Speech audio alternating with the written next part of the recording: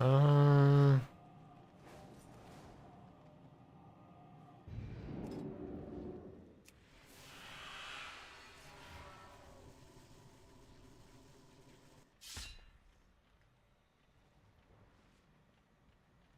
I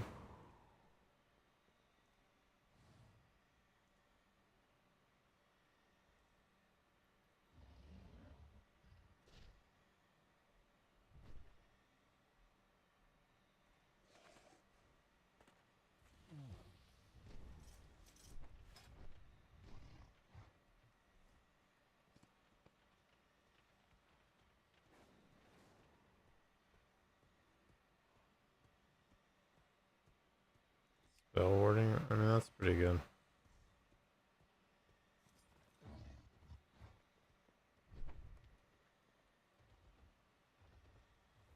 I'm missing a required talent.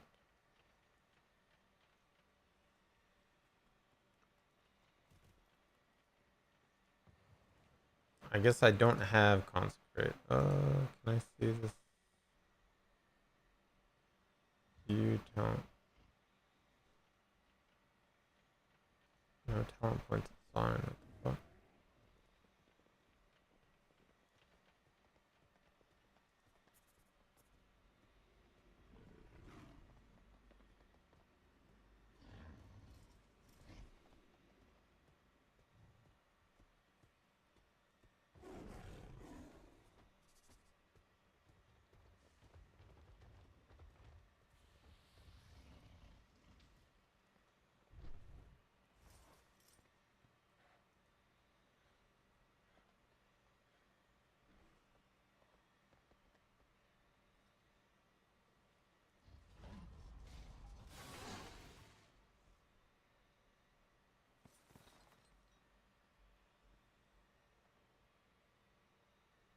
Oh, Blizzard's thing isn't doing talents at all. What the fuck? Uh,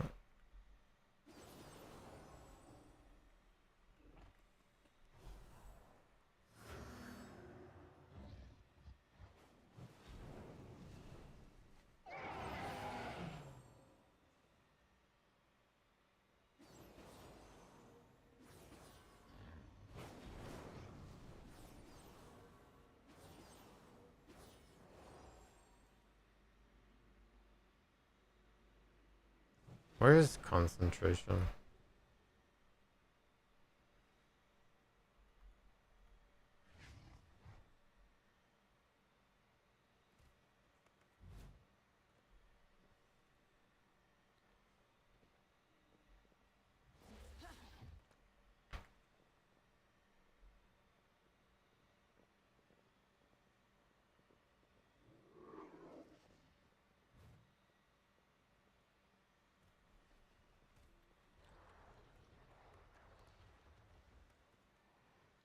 It's not active because I'm missing the required talent. Oh.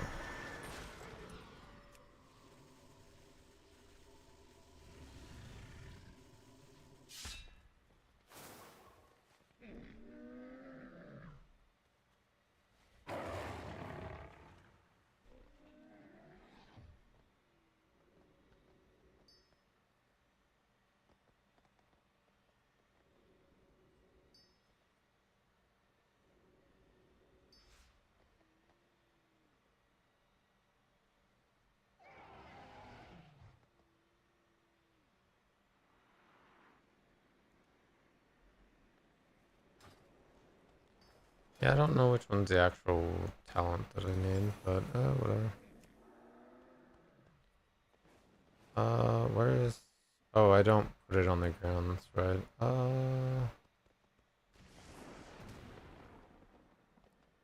It was an ally and kept on, so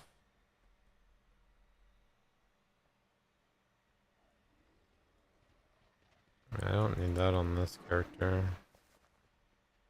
I think I do have Sanctuary.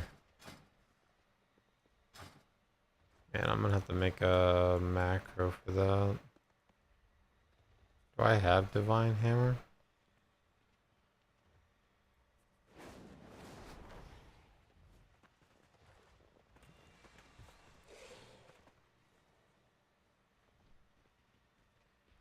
I don't. I can get rid of that. Make sure I don't press it.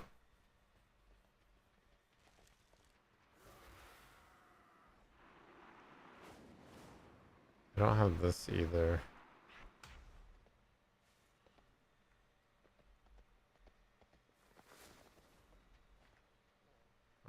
Do I have any Divine Storm talents?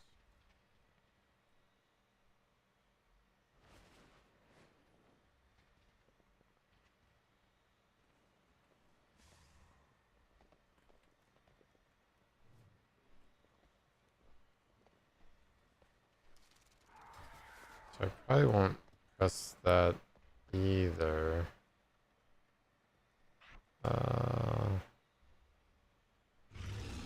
I'm gonna move this shit around here.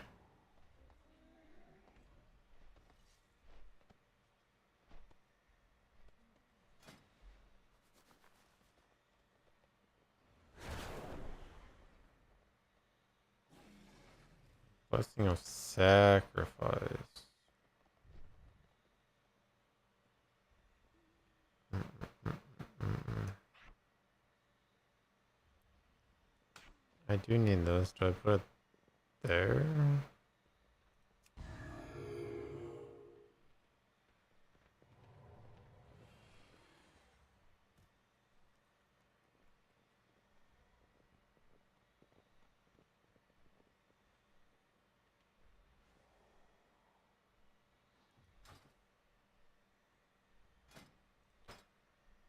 Where is spell warding?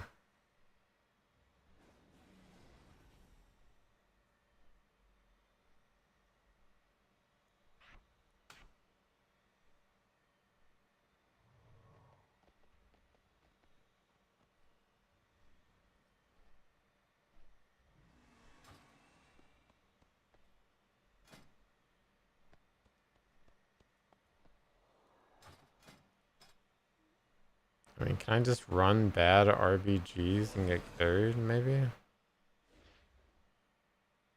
Where I can buy the weapon?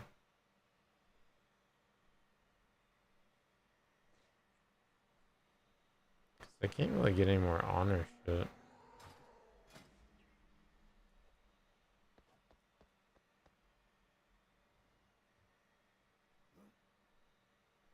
Alright, fuck it, let's do it. Solo BG. This one I just want Conquest gear. You can get up to 2200.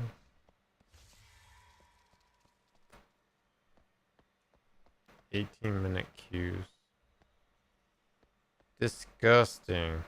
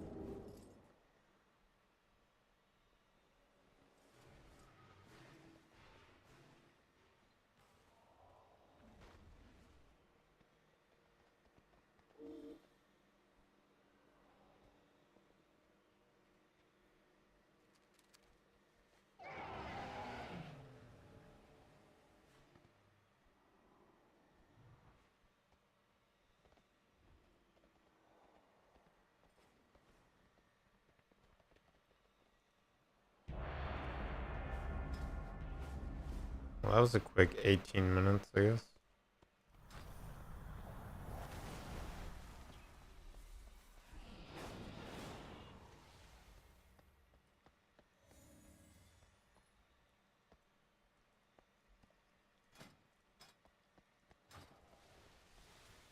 I mean, I guess if I get 1600, which I think isn't too hard to do, I get a tier piece.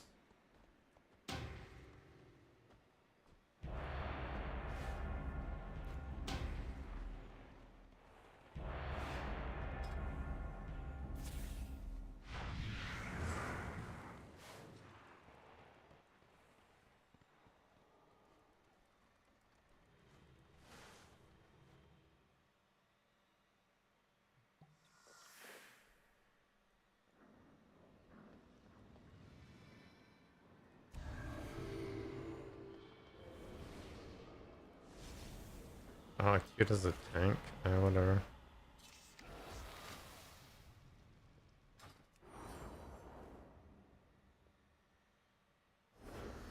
Interesting.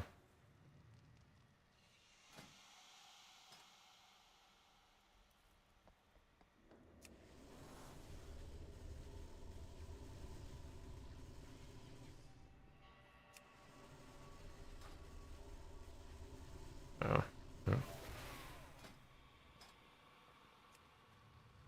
Interesting.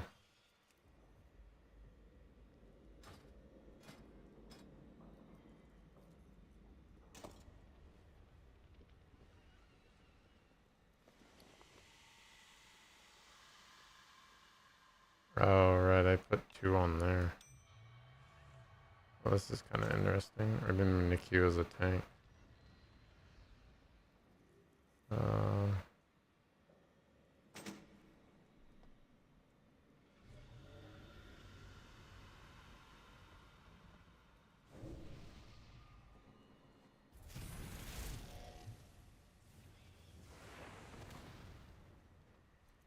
I mean, this has verse on it.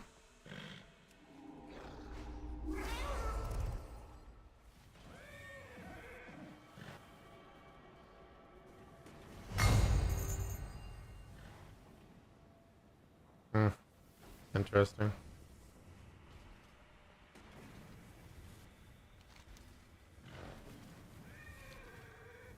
I guess I just sit in the middle and spam shit. They have a prop paladin too.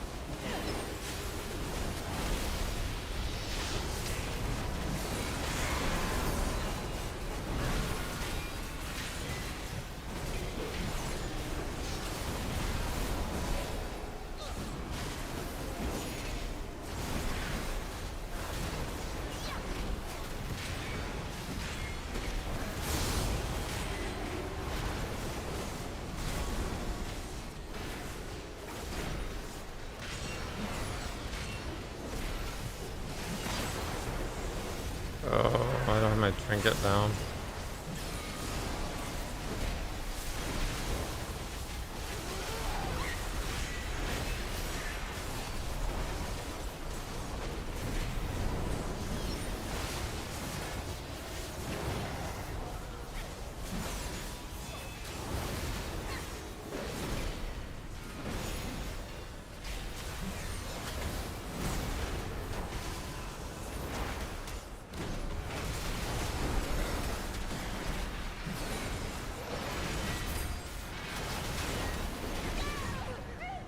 Where's our team at?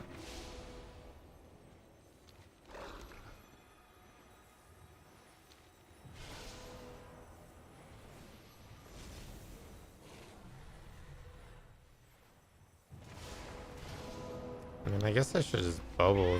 Lay on hands actually did nothing. Interestingly enough. Are we... Oh, we're horde.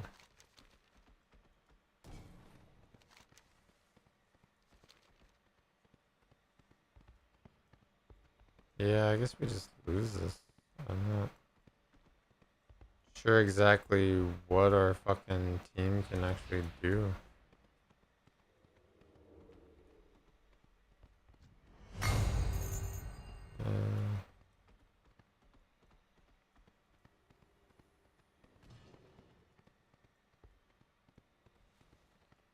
There's no reason to kill that. There's no reason to do anything here. I can't believe I accidentally queued as a fucking tank.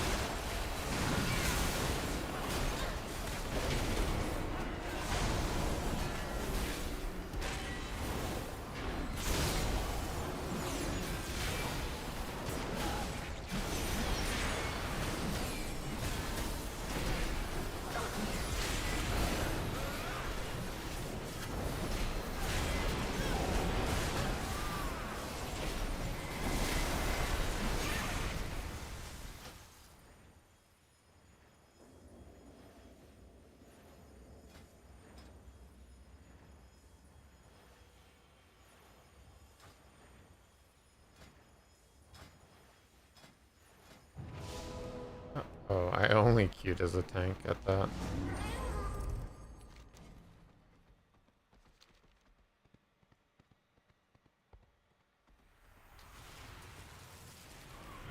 Well, it'd be like that.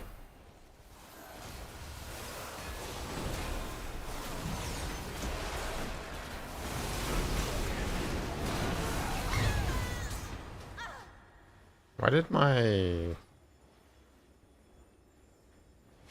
I guess evokers have something to prevent silence, or...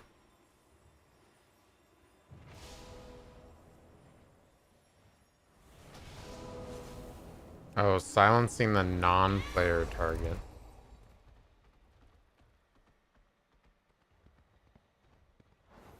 Hmm.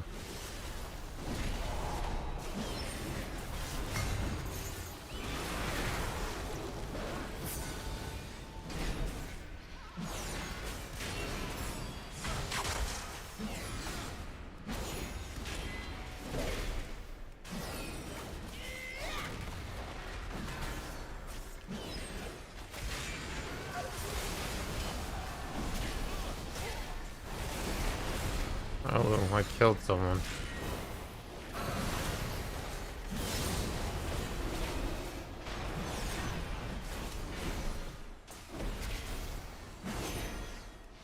I don't have my stun bound on this for some reason.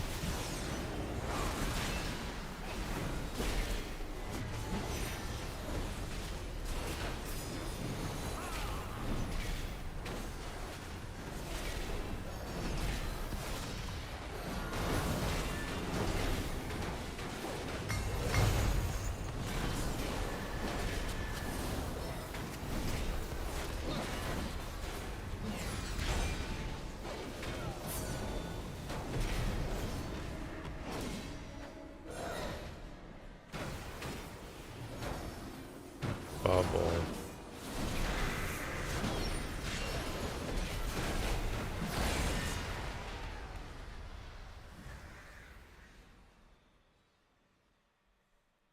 Let's not queue as a tank this time. Alright.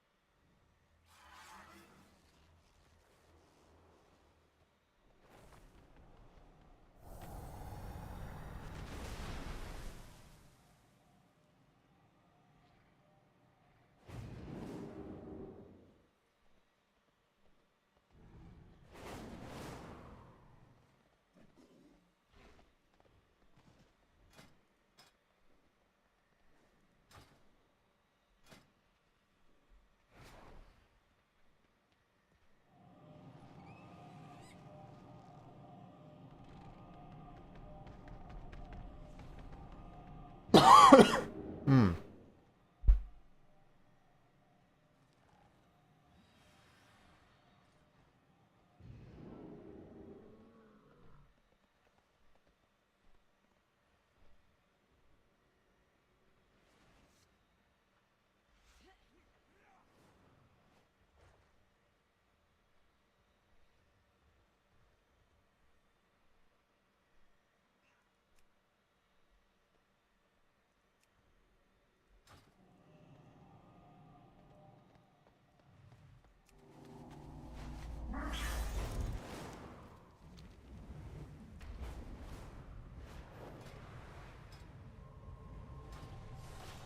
You have to cast this? That's 1.2 seconds. Not terrible, I guess.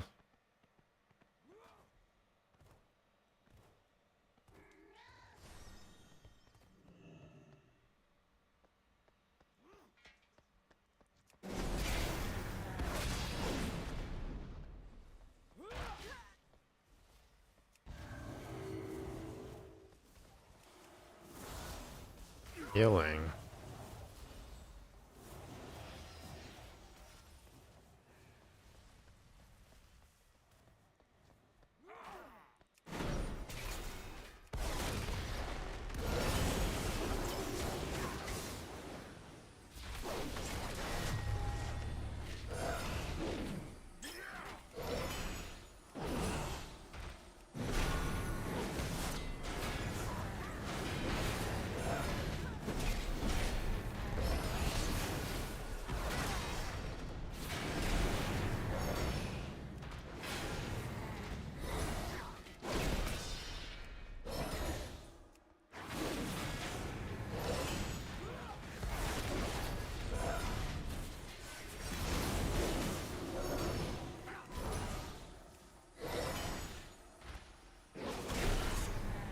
Do you actually do damage going through them?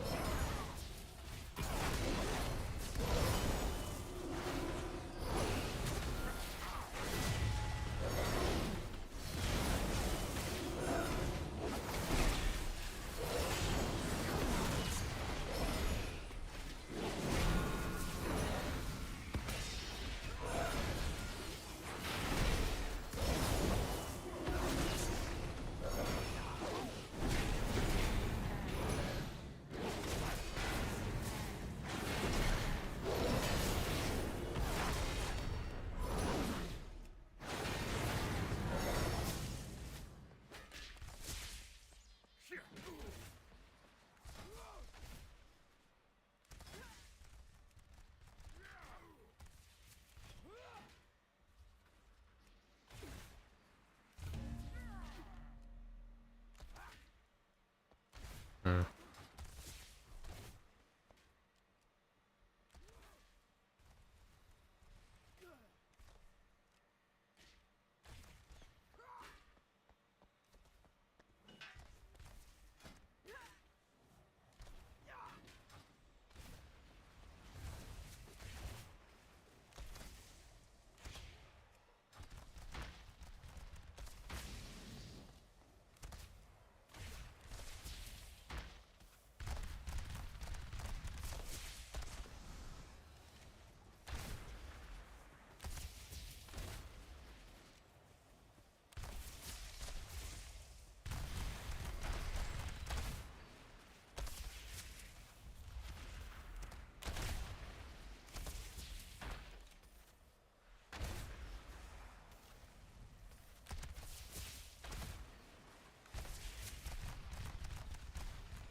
Hey everyone, Tactics here, and with the raid coming out on the weekly reset, it's time to go through and give you all of my tank tips to help you smash through normal and heroic difficulty.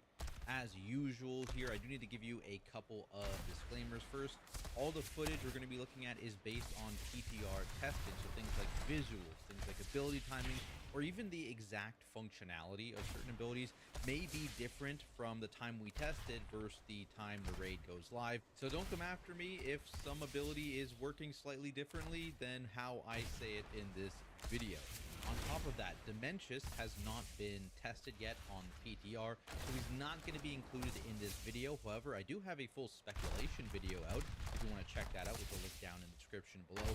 Plus, I will be releasing a standalone normal heroic Dementius guide, which will include all of the tank mechanics on top of all of his other mechanics a few days into the patch once my guild is actually killed. But essentially, that lets you teleport. This wall does a bunch of damage, but you can survive it on normal heroic. I wouldn't recommend doing that. Honestly, I don't think it's super necessary. The damage is not that high. And instead, what I recommend you do is, you see this top left corner, essentially, you would tank the boss near here. It would free up this entire space, as you can see, like we're doing, to drop these raid puddles in this area. And then you can drop the tank puddle in this bottom right area, like where you come in on the right. And that would be a bunch of damage, but you can sort of use it when you get the obliterate boosted. Otherwise, let's just hop into it with the first boss here. So this guy's pretty straightforward. It's the first boss, first tank buster. It's not going to be too difficult. It's a taunt at 1. It's called the Obliteration Arcano Cannon. And essentially what this is it's a raid-wide damage hit that is reduced based on distance, and also drops a massive puddle underneath you. So when you get it, you just want to run as far away as possible. Now, we were messing around with like going through this like phase wall just to see how it worked. It did work on the PTR. You have an extra action button, essentially, that lets you teleport. This wall does a bunch of damage, but you can survive it on normal and heroic. I wouldn't recommend doing that. Honestly, I don't think it's super necessary. The damage is not that high. And instead, what I recommend you do is, you see this top left corner, essentially, you would tank the boss near here. It would free up this entire space, as you can see, like we're doing, to drop these raid puddles in this area. And then you can drop the tank puddle in this bottom right area, like where you come in on the right. And that would be totally fine. That's actually what I would generally recommend, as it doesn't require some weird stuff with your cape. The other thing is, we were able to stack these puddles on the PTR, so you can do that as well. This may be changed to work like One-Armed Bandit, where the puddles moved off each other, Stack in which case you puddles. drop them just one beside the other on this right side wall, which is also totally fine. But if you can stack them, that conserves a bit of space. Now, the other thing to happen in this phase is a soak, which is on heroic only. I believe it's just a group soak with 2 hits. I can fast forward a second here to find it. Okay, here it is. Didn't take me too long to find it. Smile. Basically, it's called Eradicating Salvo, heroic only. It's 2 hits. I don't want that. Where's... What does this boss do?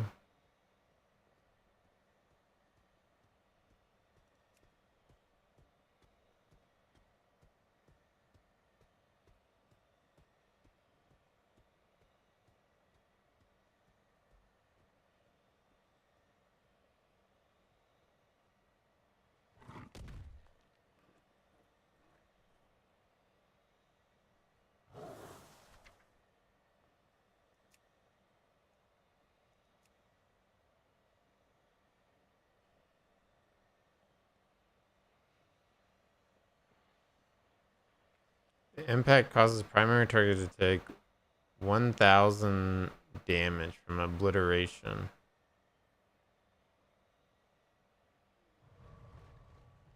I guess you have to taunt off that.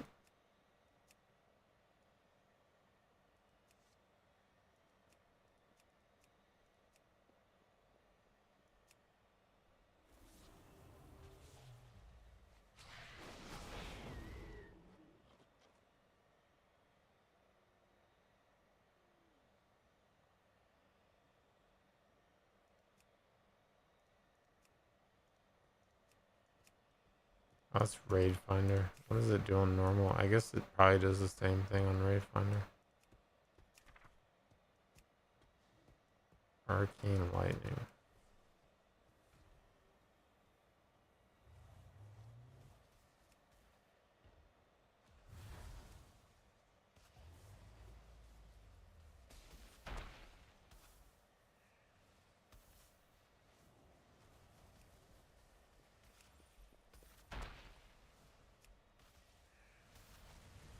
hits back to back, you need to split your raid in it. If you're a tank that can immune this knockback it has, you can get in both soaks as a little bit of help. But if you can only get in one, that's also totally fine as long as you get into one of those soaks just to help split that damage. The other thing is the intermission will watch real quick. Basically, you get pushed the entrance here, and then you have to run through a bunch of obstacles. Plus, there's a wall that, again, that same kind of kill wall that you could, as a tank, probably defensive through. But use your extra action button. It's like a phase blink, boom, avoid that stuff, and then you break the shield. And now you have an extra square's worth of room. So again, what I recommend is once you break this shield, we're not going to do it, by the way. We're going to do some weird stuff. But I'd recommend you tank the boss like around here. Once you break the shield, you can drop all of your raid puddles along this end. And then you can move back towards the entrance a little bit on the right side of the room and drop your tank puddles over here. You don't need to go all the way to the entrance, just kind of as far as you're able to, as whatever tank spec you are. Again, further is technically a little bit better, but you don't need to get all the way to the entrance. Not a big deal. And you will notice that the puddles we dropped in the previous phase have disappeared at this point, because when that phase wall in the intermission crosses them, it also makes them disappear. So conserves a bit of space for you moving into later on in this boss fight. That is Plexus. So let's move on to Lumathar. Lumathar, tank.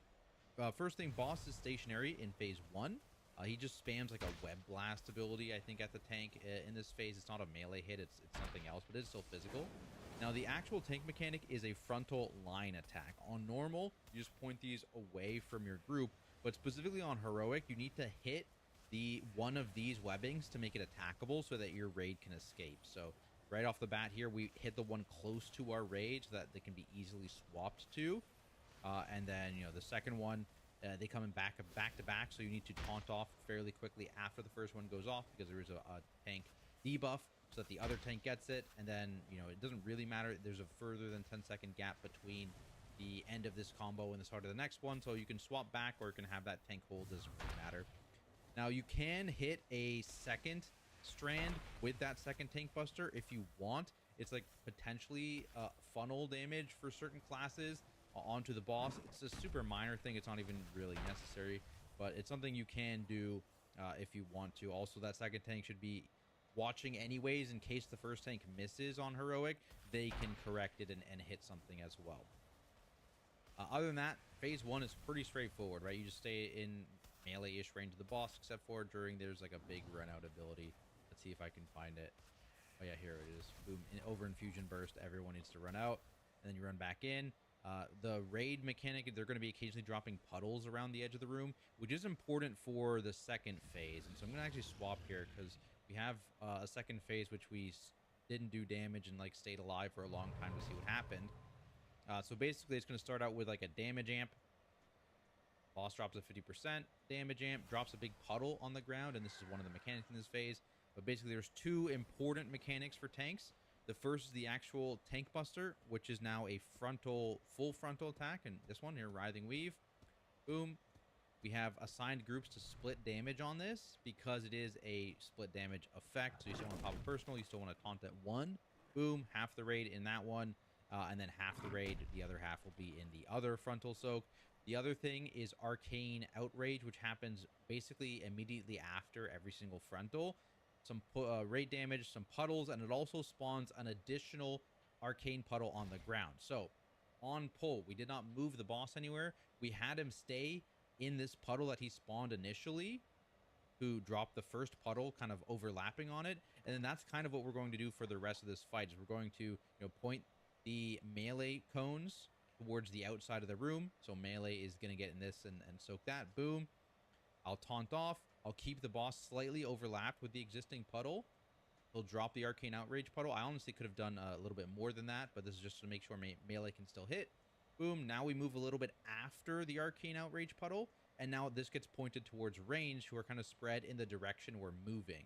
So melee over here, range soak is over here, and that's how we split the group. Just alternate back and forth between that. And again, overlap the Arcane Outrage to conserve space. And then we keep rotating after that. And you can see we rotated away from our web puddles just so that we had, you know, good space. We clustered our web puddles in a spot of the room that we weren't going to use for this phase. However, if your boss is living like to the enrage of this fight, you may have to use the entire room. So keep that in mind. You may need to be a bit better with your space, depending on how long this fight actually takes. Now let's go boss number 3, Soulbinder Nazundri, which is a pretty straightforward fight. The Tank Buster is a channel. Here it is in Mystic Lash. Each hit stacks up a damage amp debuff on you. There's 6 hits over the course of the channel, so the damage is ramping up over the course of the channel. The boss does retarget if you taunt during the channel, so don't do that because you will get additional stacks that will refresh your debuff, so that's not ideal. And you just taunt after each channel. Pretty straightforward, like a taunt that one essentially, which I think is what all these bosses have basically been so far. Positioning wise, this is a bit more involved because you need to kill ads and you need to bring the boss close enough that these lines can hit ads easily. There's only 2 of them. There's 6 across each phase, So essentially. after each And the flash, goal you in here is just to kill as taunt. many phase blades as possible. And so we kind of move around the room, cleave these phase blades, and then, there's a knockback. We'll get knocked towards the next set of phase blades in a second here. And then we'll just position the boss so that the next set of phase blades are easy to get hit by those abilities. I can just show you this real quick. Our expulsion. This is the knockback. Boom, don't get knocked off the edge. Tank debuff happens right after it, by the way. We should have taunted that off. I might have ripped or something here, so just be aware you don't want to take 2 of these back to back, otherwise you have a billion stacks. And we just get him close to the next set of ads for easy hitting. In terms of where the ads spawn, this is a little map we threw together based on the PTR. So this may change. This is where the boss starts. So we went phase blade here. We moved across, we killed these 2. We moved across, we killed these 2, so we killed as many phase blades as possible. And then after we killed the 3rd set of ads, we moved to the middle just for easier grouping. And then these guys, I think we need like 1 grip to get the mage here, and then this guy got in, etc. And we just AoE'd everything down on the outside and the... I'm ready to lose this. Fuck yeah.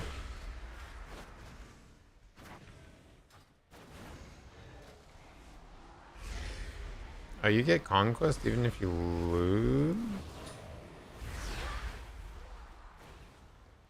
I mean, to be fair, they should just give you conquest, like, the same amount whether you win or lose, in my opinion, like.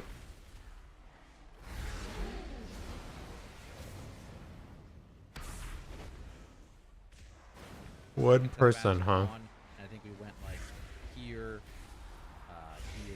here potentially, and again went to mid.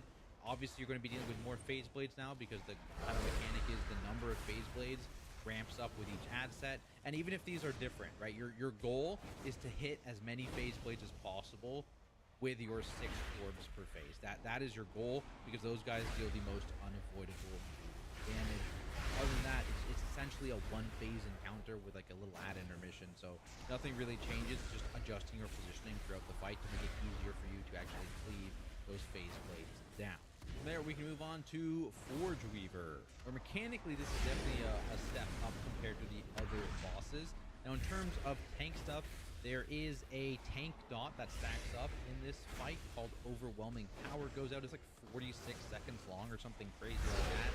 This is not actually the swap, though, at the start of this boss fight. So in phase 1, the actual swap is called Arcane Obliteration, which is a soak that goes around the active tank that will spawn an ad after a few seconds, and it deals a raid hit based on the number of soakers. So you want at least 2 to 4 players getting into this soak when it goes out, just to make sure that it is reducing the raid damage by enough. So that's what that soak looks like. And you can see we are dragging it away initially. So basically on heroic, what happens is these mobs, the big guy and the boss, can't be within 20 yards of each other, otherwise they buff each other. So that's why we're running the ad out there. That being said, I actually think potentially the best thing to do was to drop this guy right next to the boss, have your soakers get in it, and then drag the boss away, because there's actually a short grace period where the mobs don't buff each other. And then even if they do buff each other, once the boss is pulled out of the 20-yard range, the buffs just disappear. So it's actually fine to drop him next to the boss if you move the boss quickly away afterwards. And the reason why that's good is it lets all your melee here just immediately swap to that ad and nuke it down ASAP, because the whole deal is that whenever the boss does mechanics, the ad echoes the mechanics. So the quicker you can kill the ad, the less overall mechanics you're dealing with when it comes to like things to dodge and ads that spawn and that kind of stuff. So you can really make the fight a lot easier by burning those ads quickly. But either or, it doesn't matter. Both strategies totally work. In general, I recommend starting in the middle of the room as opposed to where we were right now, and then you can drop the ad or you can drag the boss to here to have the 20-yard separation. Just that way, we're just a lot more central, which is easier for the second phase, which I will fast forward to here. Basically, when the boss hits 100 energy, there's an intermission phase. These 3 collectors become active. They start gaining energy at different times. So you can see this one started gaining energy first. There's also these boss frames to the side. You can click on the one gaining energy. And basically, when they reach full energy, they're going to channel towards the middle of the room and deal like extremely heavy, basically lethal raid damage. So what you want to do as a group is just try and kill the one gaining energy first and then swap between. Now there's another one gaining energy, so you'd want to kill this and move that one. The other thing that happens for tanks is these shielded attendants spawn. And so once the shield breaks, they are tankable. You want to take 1 each because they gain this really nasty auto attacking attack speed increase. And so this debuff does reset on taunt swap. And so around 5 stacks is where I would say you'd want to swap your guys. So whenever someone reaches 5 stacks, 5-ish stacks, then you can do a swap. They are also useful in this phase if you can't kill the collectors in time, because that beam that the collectors shoot towards the middle of the room that deals lethal damage can actually be intercepted by these attendants. So if you're ever not going to kill a collector before it reaches 100 energy, you as the tank can save the raid by having a attendant be between the collector and the center of the room. Now, on normal and heroic, again, week 1 or 2, that might actually happen. Later on in the patch, you're just going to burn the collector super fast. It's probably not going to be a big deal, but this is a neat tip that tanks can do. It's basically more associated with the mythic mechanic where you can't kill all the collectors at the same time, but not a problem on normal and heroic. You can just nuke these collectors based on their energy gain, and then the boss comes back. You drag them on top of the boss for some additional cleave, and then they'll just be cleaved down over the course of this initial or this next boss phase where it's repeated. And then you do one more intermission later on, and then you get to the last phase. The boss knocks you back initially. He makes the whole front half of this room basically a void zone, and you're being pulled the entire time. So you want to get knocked to like the entrance of the room here, tank the boss towards the entrance, and just fight that pull in and hopefully kill this boss before he kills you. Pretty cool ending of the fight there. Then we've got Heroic Soul Hunters, the Council Demon Hunter boss. Surely there's going to be a new Demon Hunter spec. Smile. Basically, there's 3 bosses here, right? 2 of them are tankable. It's Valerin and Alyssa are tankable. Adaris is not. So basically, one of you is tanking each of these guys, and then you are just following around Adaris, who just randomly jumps around the room. So just always bring the bosses to Adaris to maximize cleave. In terms of what the tank busters are in this phase, basically there are 1 for each, obviously. So for Alyssa's going to do a tank cleave that drops souls on the ground. You can probably fast forward a little bit here. Here it is, Fracture. It drops souls on the ground, and these souls spawn based on your positioning. They're behind you to the left and behind you to the right. So you can see here, I'm about to get fractured. I try and spin. Boom, the fracture goes off, and you can see maybe in all the lag, boom, these are my soul fragments. And someone else needs to pick these up to get rid of the tank debuff damage amp that I now have on me. And so, boom, someone's going to pick them up, surely. Boom, boom, and they're gone. And then my damage amp is gone. So that's how that works. So always turn your back to your raid when this goes out in order to drop them near your range and hope that someone picks them up. What are you doing, Now, the Punky? tank debuff here is Ivy, which you can see going off at the same time on the other tank. This is just a frontal line that also pushes you back. So point this towards the outside of the circle or just away from your group. And again, if this is a pushback, DKs have DA, so they can just do that. But otherwise, use speed to run back. And now, shortly after that, Adaris moves away. You just follow Adaris. These puddles are being sorted out by a different mechanic with a dot. If this dot, I don't think this dot can actually bounce to you as the tank, but if it does, it's basically a physical damage amp, so it's not ideal. You don't want it. So other people are going to have to be clearing melee for you. But otherwise, this is just the fight, right? You follow around Adaris. You can get in these hunt soaks if you're able to. It's split damage stuff, but it does do a splash on heroic, so you don't want to splash a bunch of other people, so don't do that. But if you're able to get in that soak, it can be helpful. Otherwise, like I said, it's just managing these 2 tank buffs. Here's the frontal you're going to see go out on me. Point that away. and then Adaris is going to jump again. We're going to follow Adaris again. So that is just kind of on repeat, all the boss phases, what you're going to be doing on this boss fight. Some kind of interesting mechanics involved in it, but yeah, not too complicated. And now we have even less complicated. We've got Fractalus, where it's, the interesting Tetris boss, probably going to be solved by weak auras in its current state. But also for tanks, it's very straightforward, because I'm pretty sure the optimal strat is just throw your tanks in a corner and forget about them. So basically, people are going to be making walls. Something that does make a wall also is the Tank Buster, the Shockwave Slam. So this is going to go out. It's a pretty large knockback. It spawns a wall in the area that you're in. So we just dump the tanks in the corner. We spawned all the tank walls in the corner.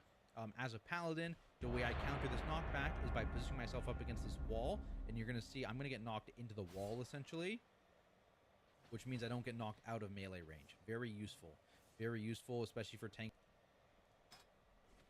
that don't have a way to prevent that with like Death's Advance or like Transcend or that kind of thing. Now that does apply the debuff. As you can see, it's a 55-second debuff. However, that's not where we're taunting, because there's actually something else that comes out shortly after in Nexus Crystallization, which can target either of the two tanks. It does not target one consistently. It will randomly pick between the tanks in terms of who it debuffs, at least still on the PTR. So keep that in mind. And when that Nexus Crystallization targeting went out, that's when we either meet taunted, or if it was my co-tank, for example, getting targeted, he would get targeted by that ability. And then once he was done, he would come back and then he would taunt before the next Shockwave Slam. So there's a lot of time. You do not need to taunt immediately after Shockwave Slam. And I can kind of show you what the Nexus Crystallization stuff does, because I'm pretty sure I just constantly get targeted by this ability. Basically, it knocks you back and it breaks the wall. So actually, yeah, I didn't get targeted by this ability this time. My co-tank did. So it's good we didn't taunt, because he's going to be pushed away from the boss melee range, which is obviously something you don't want as the active tank.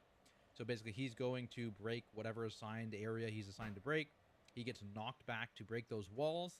And then sometimes you get these circles depending on which wall you broke. And now he comes back, boom, and now he taunts. So that's what you would do if you're the tank. I see. The fuck? I'm the only pally in this group? Oh, they have 2 pallies.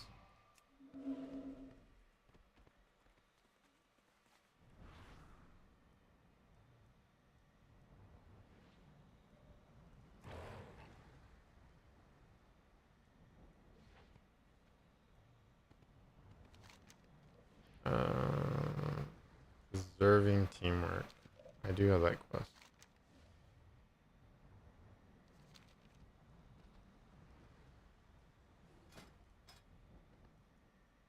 Oh, I can put this back on. I do need to get a socket though. It doesn't really work without a socket. How much honor do I have? Not enough.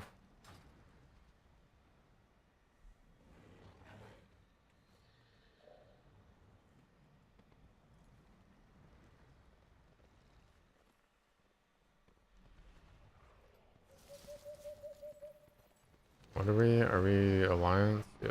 Okay. No. Yeah. Stable.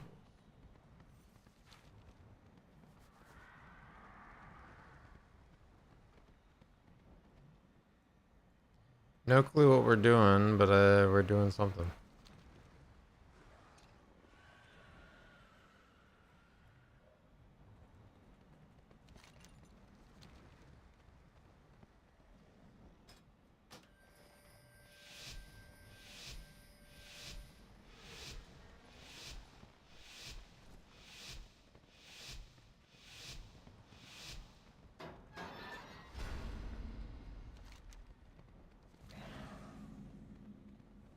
Oh, there's a boomkin. I mean, surely we don't lose this if we have a boomkin.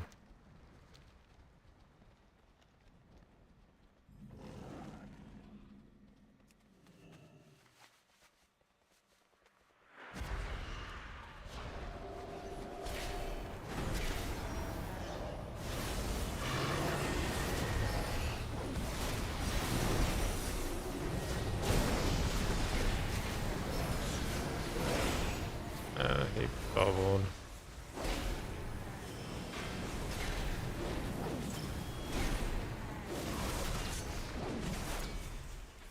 Oh, he's gonna mind control them all.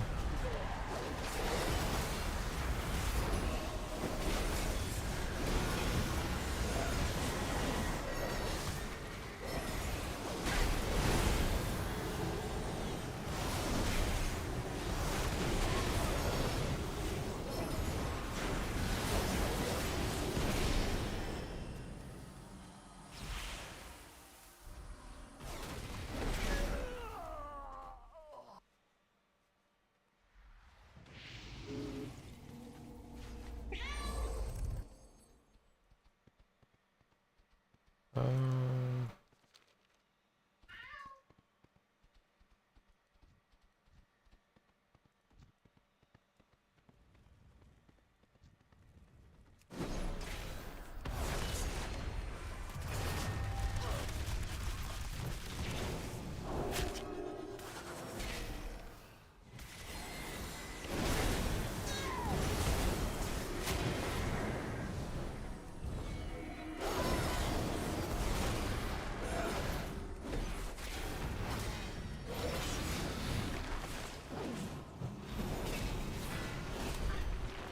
oh, I don't have a.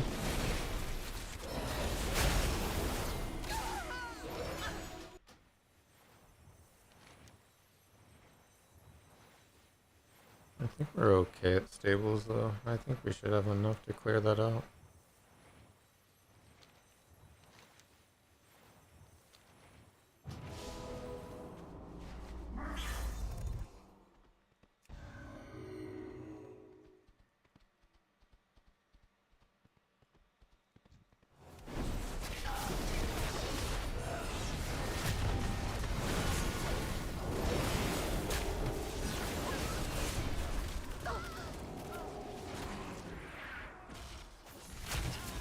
Oh,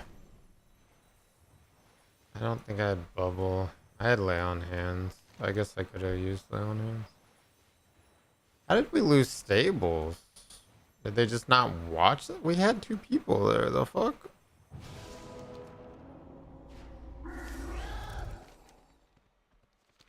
That's kind of insane we lost stables. How did we lose fucking... I mean, there's no reason to fight at stables. How are we losing this shit?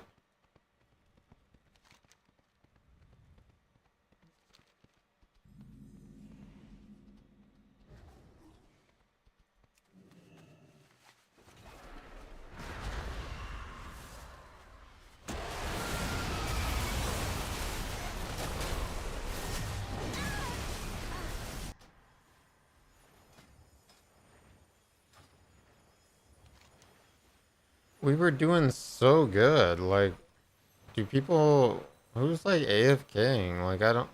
People not guarding flags?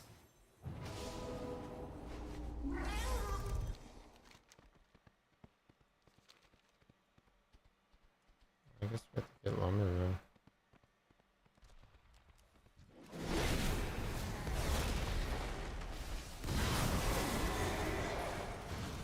Why is my thing not up?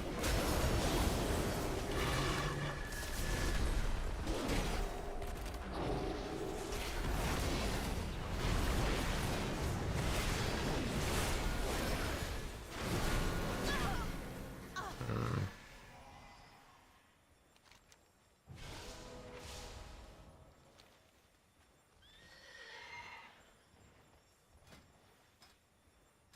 I guess they just have a powerhouse. I don't really know.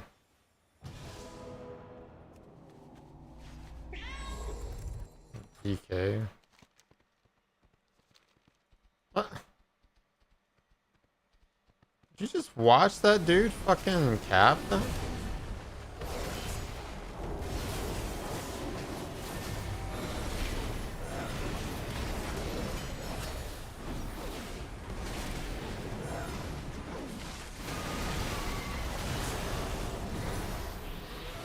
Bro, just watch that dude cap that shit. That's insane.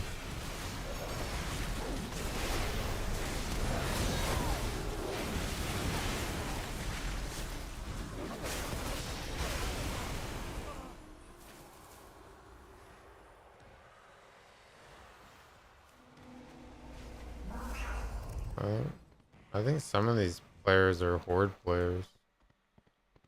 They're here to sabotage or something, like this low rating game.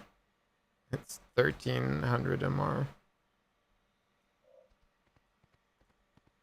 Sitting out here looking to sabotage this shit.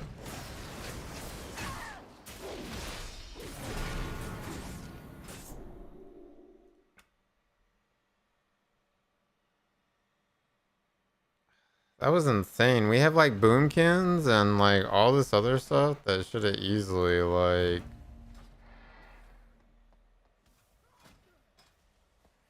been able to do something about that. Like all we have to do is AoE the flag. Death Stalker. Rogue cringe. God, I need 5,000 for this.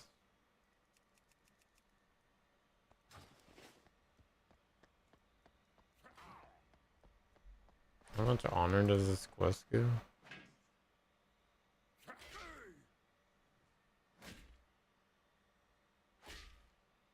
Oh, we didn't get like any honor anyways. 345 honor for that.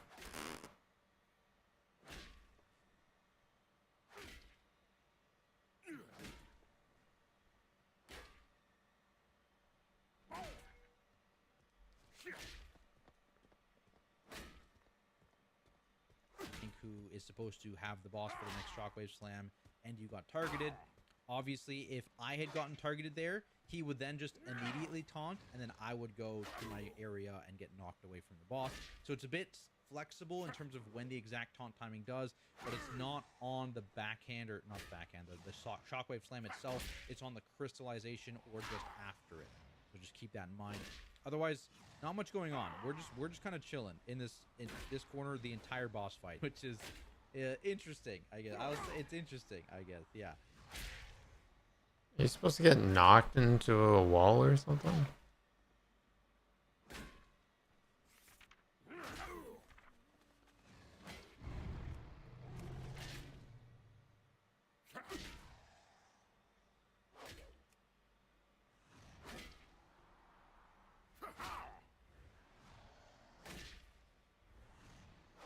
Sam's his target, inflicting 30 million physical damage. Increases damage taken from physical damage by 500% for 49 seconds and triggers crystalline shockwave.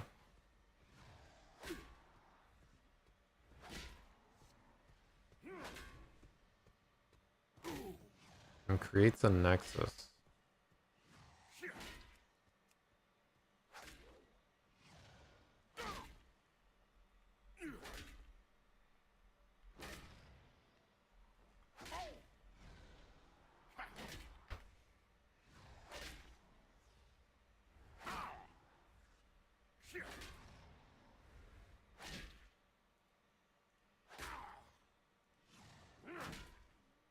Some cheat sheets.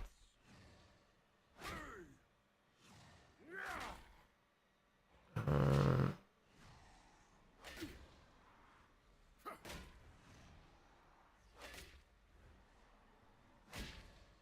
Targets a player dealing split damage and knocking players away. Group up behind boss to split the damage. The tank explodes, dealing fall off damage and leaving a huge void zone. Run away to one of the entrance corners.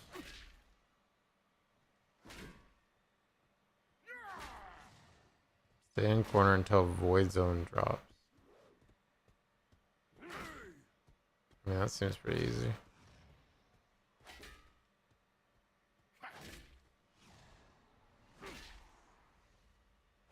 Taunt off other tank on the cast.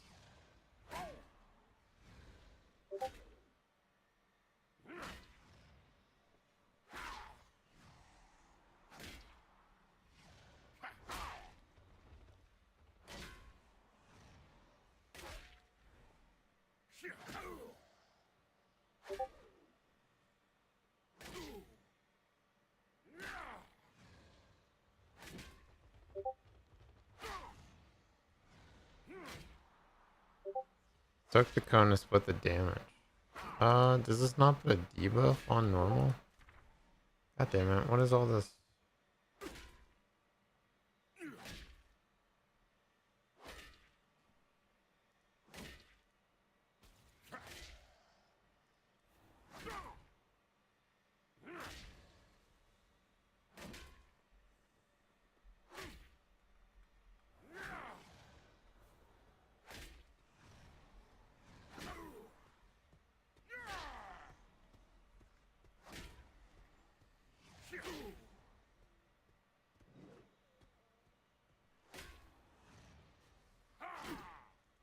That brings us to the last.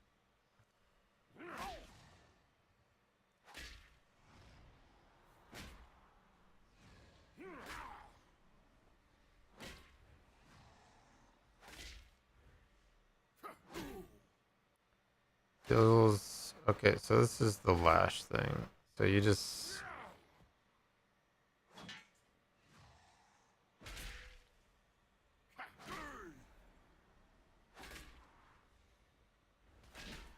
interrupt mages. Cooldown.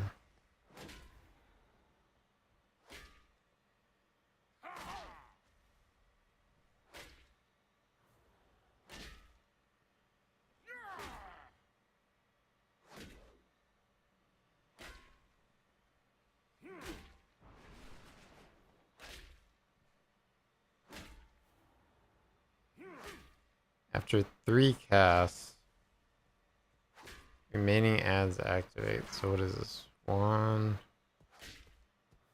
2, 3. Then you do 4. Oh.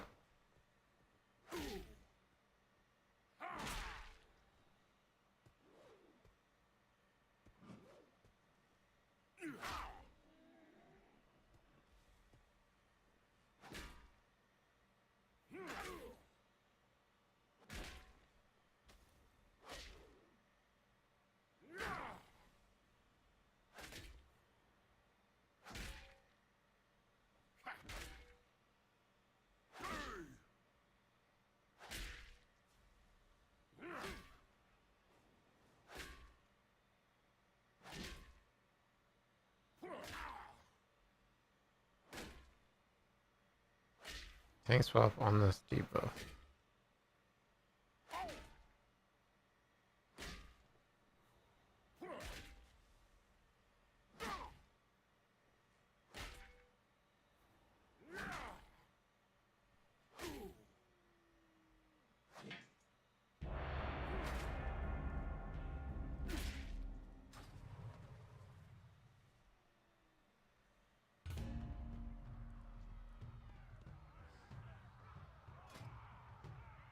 Sanctuary.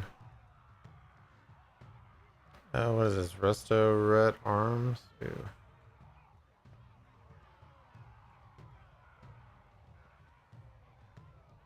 I mean, maybe we just go Arms Warrior.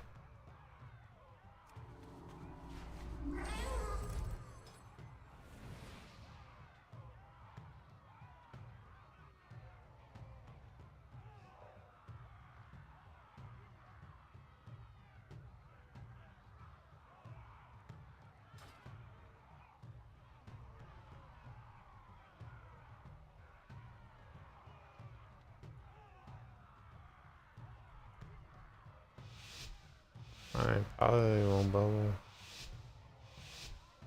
Guessing more.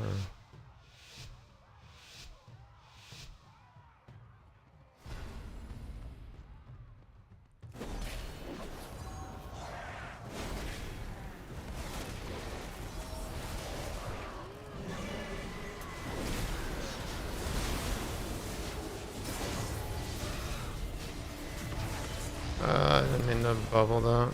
That was stupid.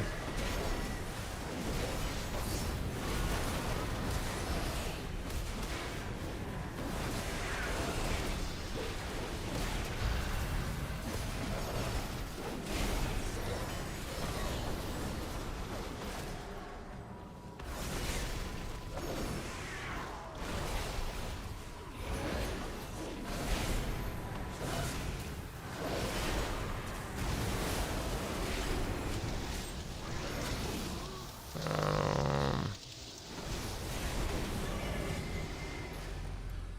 nice. Why did he go to stun me if he's just gonna let the warrior die?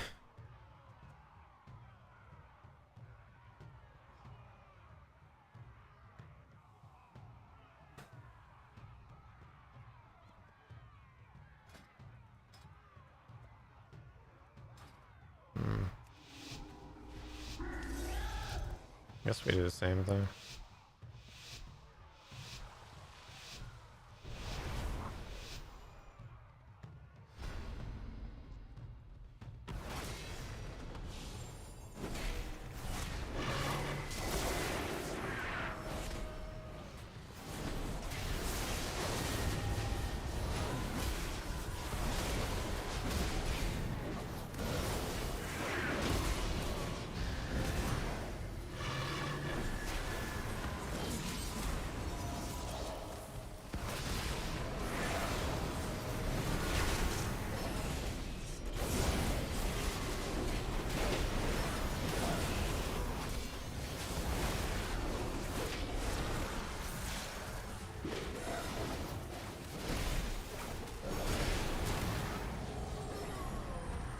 Oh, what did I use my thing on?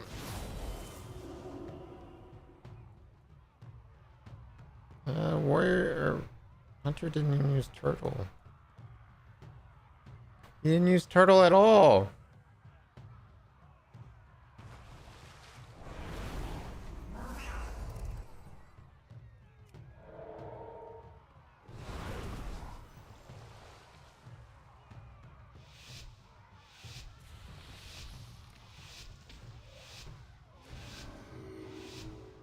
Do you not have an aura on?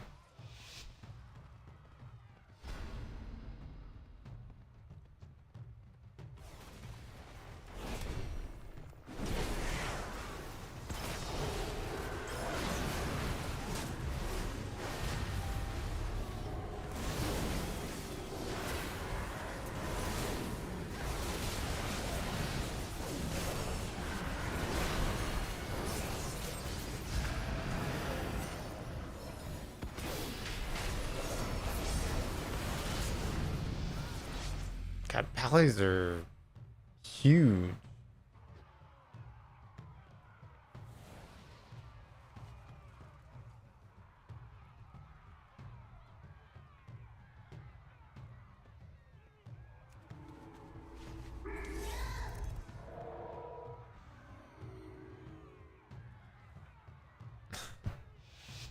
Bro, man, do you not have an aura on?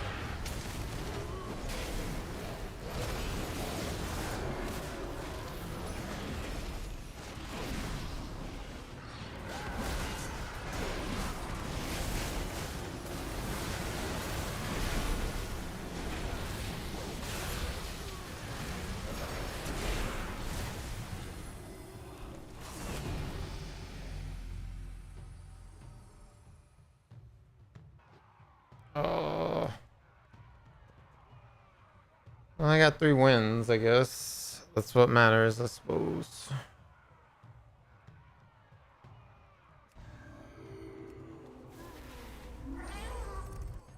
Um, he did way more damage than me, but is he? No, he's Dawnlight too.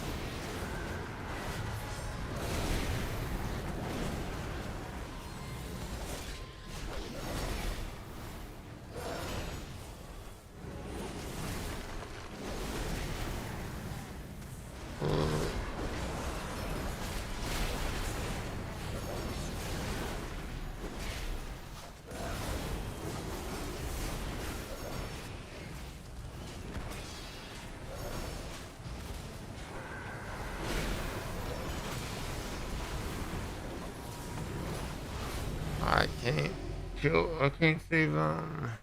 He should have went. I think Bro should have went defensive stance. Yeah, we're super even on damage.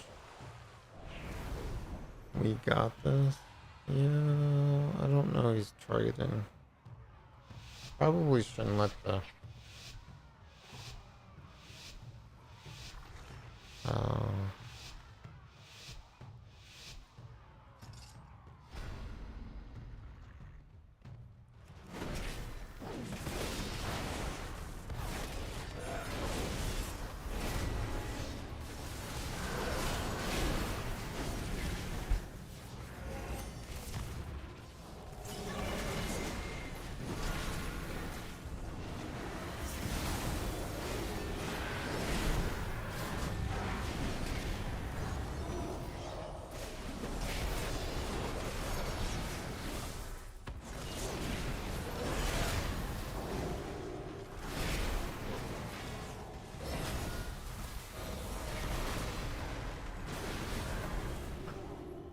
fucking taking that shit. Yes.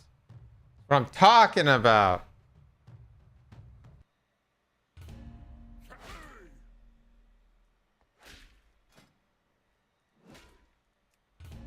I'm 384 now off that shit. Hell yeah.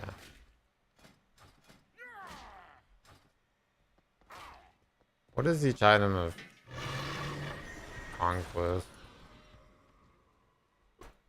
I bet it's expensive, right? Yeah.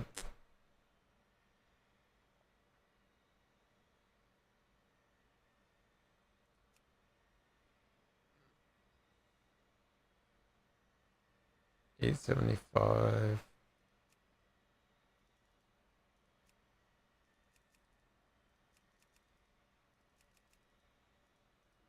Yeah, they should have different things from.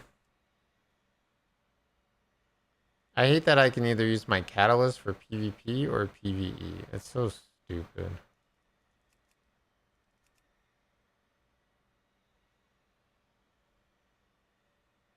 They should have a PvP catalyst and a.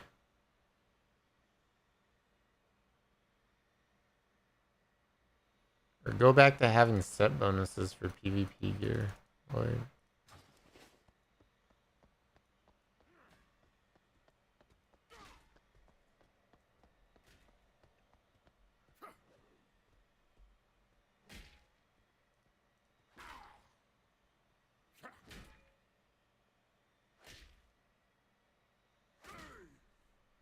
I think I'll see what my cat's doing. I'll be right back while I'm in queue.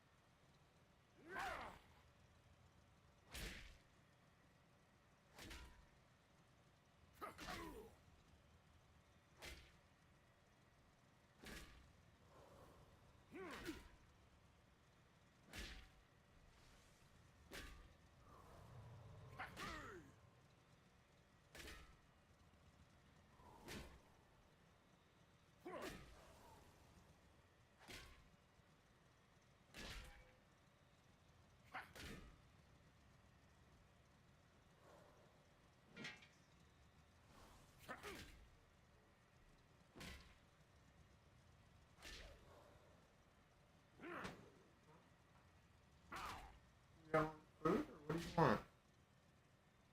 Huh?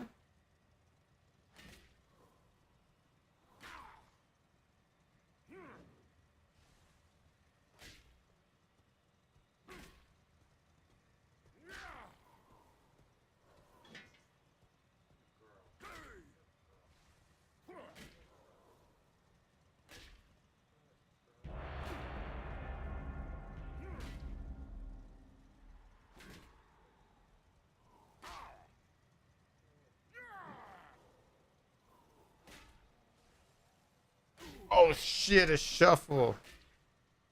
I guess the battleground one popped. It's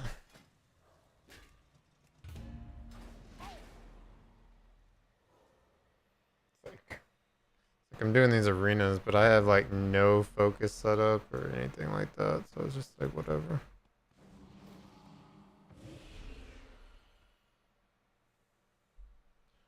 Double pally.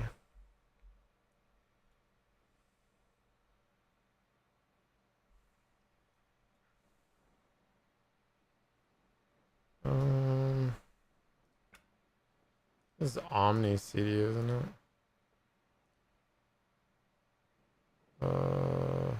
Arena on the left.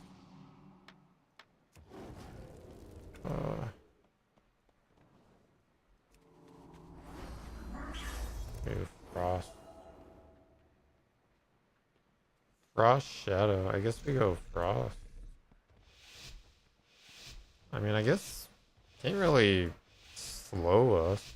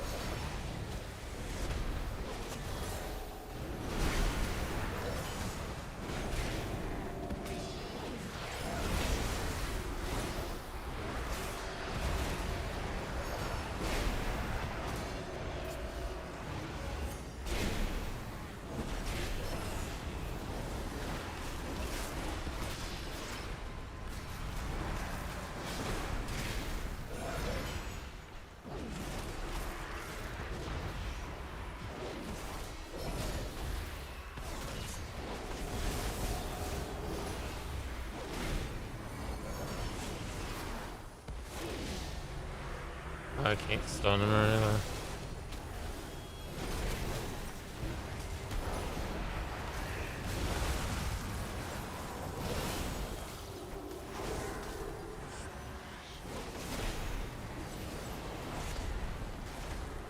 Oh, I'm feared.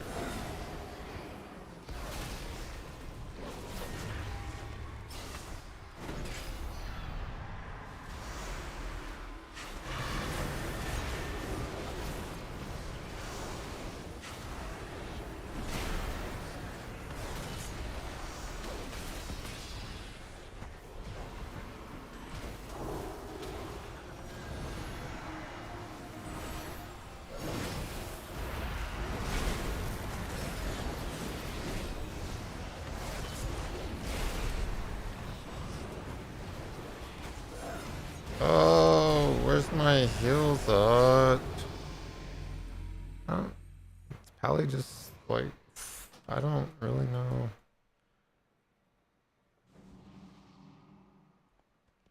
I mean, the Frost Mage is not doing anything.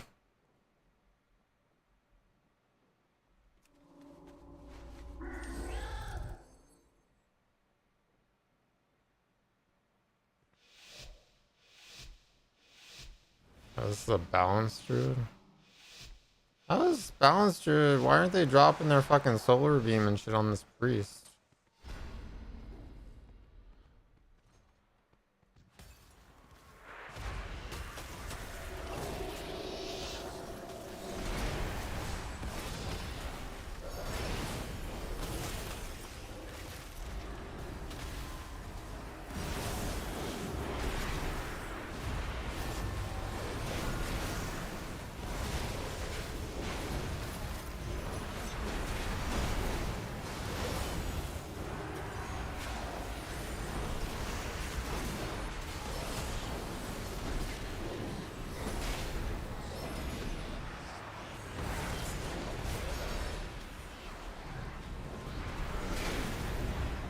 What?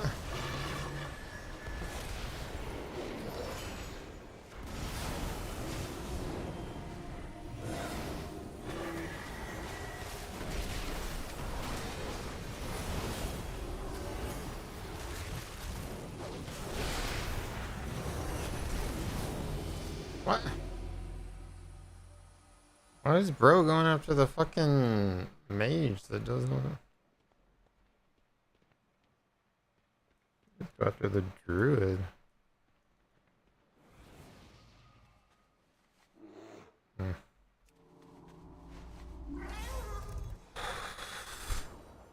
Well, I guess druid ain't winning any this round. I just need Boomkin to go after this fucking priest.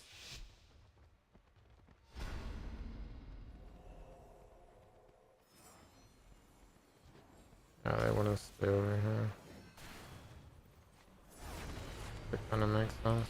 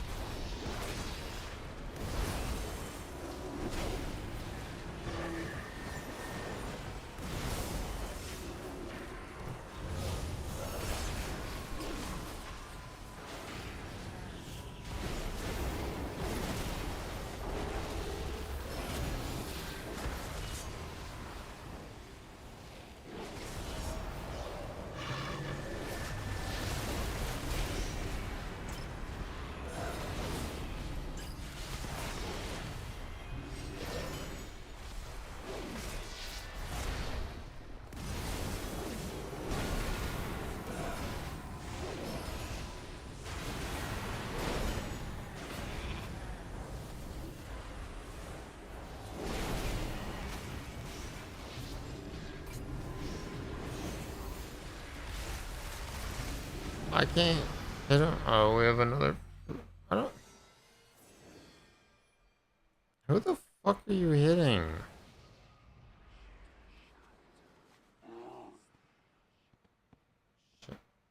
Why are you hitting the mage?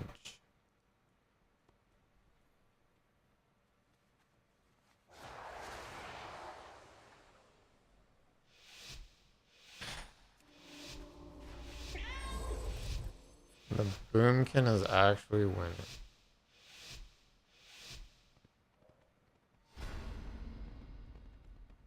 The mage is doing no damage. Like, I don't understand this shit. But yet we're focusing the mage.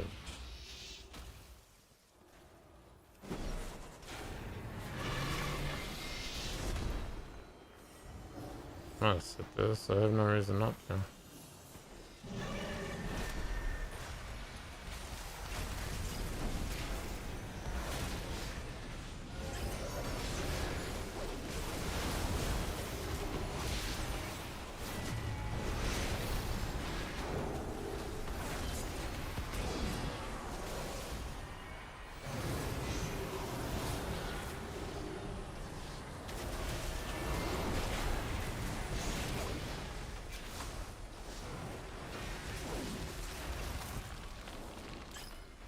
I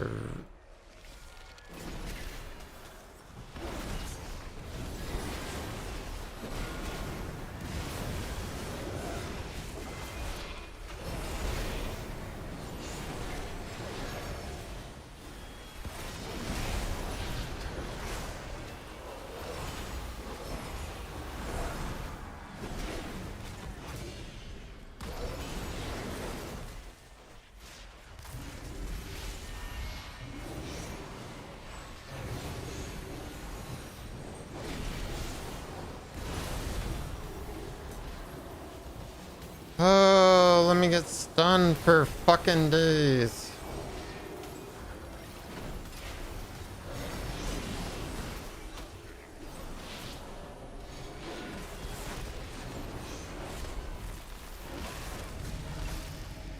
Yes. I gotta win. When you actually focus the right target, we win. Fuck, man. So hard.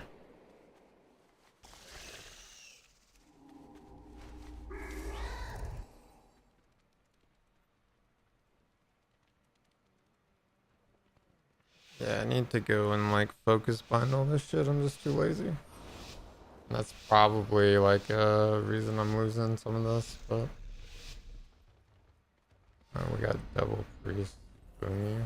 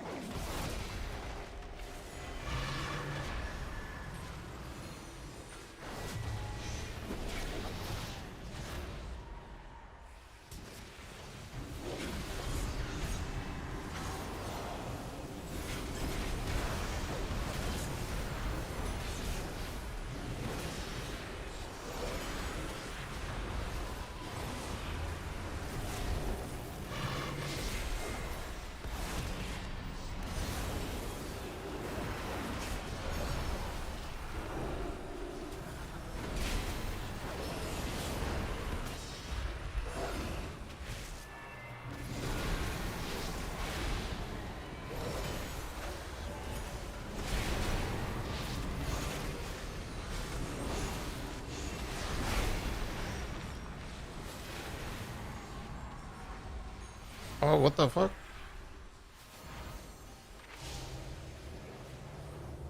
What happened?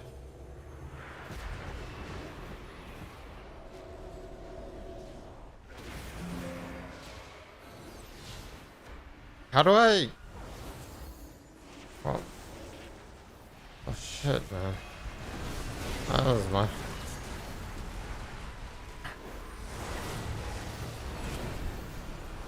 Yeah, I mean, we lost her. I don't... That's so stupid. What was the keybind for that? Yeah, I fucked.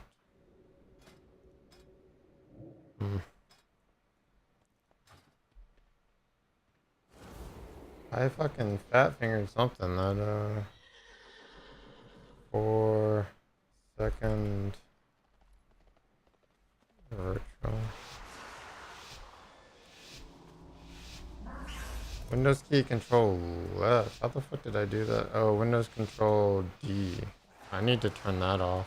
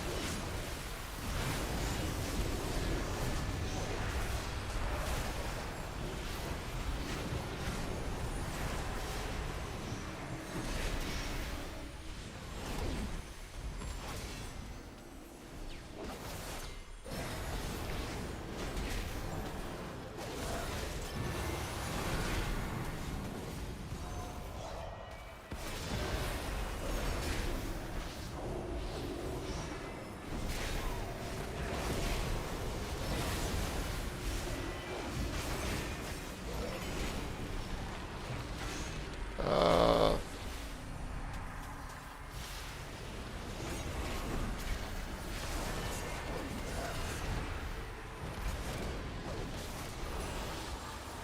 I'm getting dicked so hard.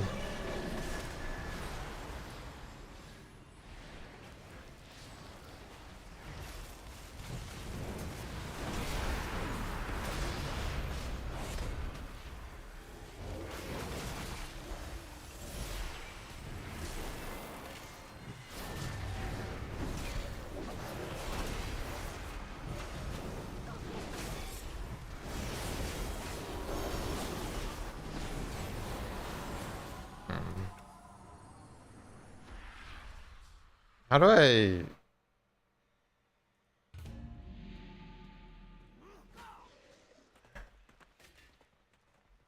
How do I...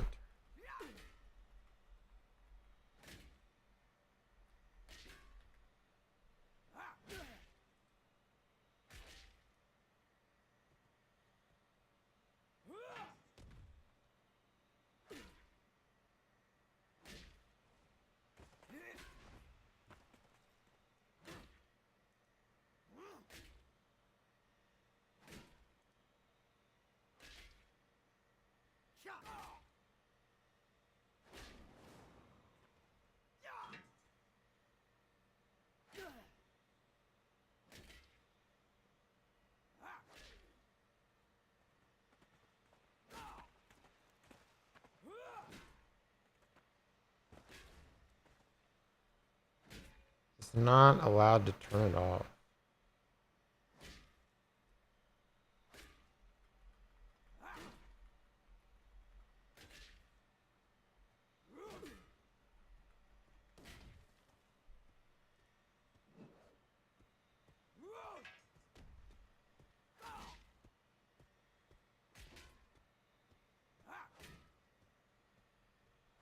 Hmm. I've never pressed that before, so maybe I don't worry about turning it off, but holy shit, that fucked me so hard. I didn't even realize that. I guess I fat fingered Windows and D.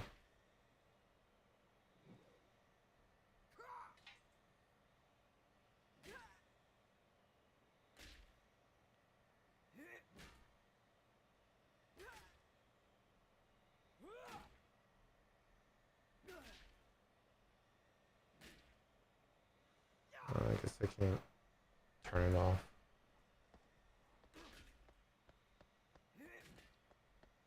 Insane.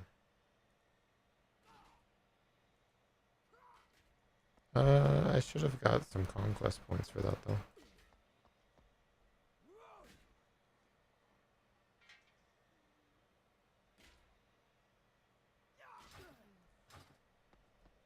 What is the achievement for weapon?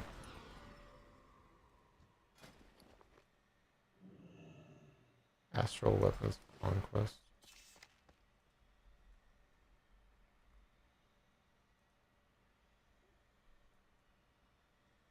Oh, 2,500. So you can't even get this yet. Not till next week.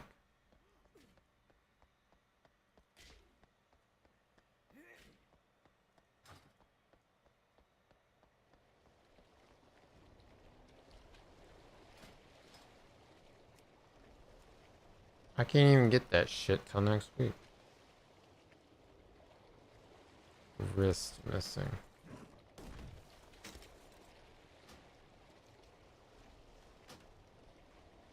606.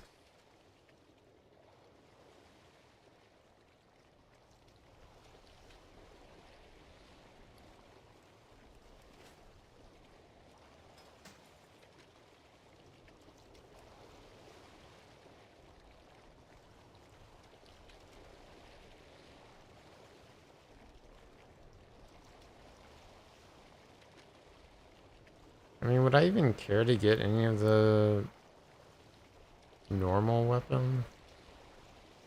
What item level is normal mode?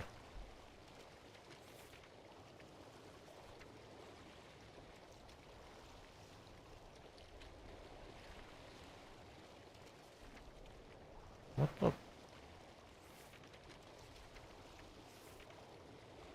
688. Normal. Heroic is 701.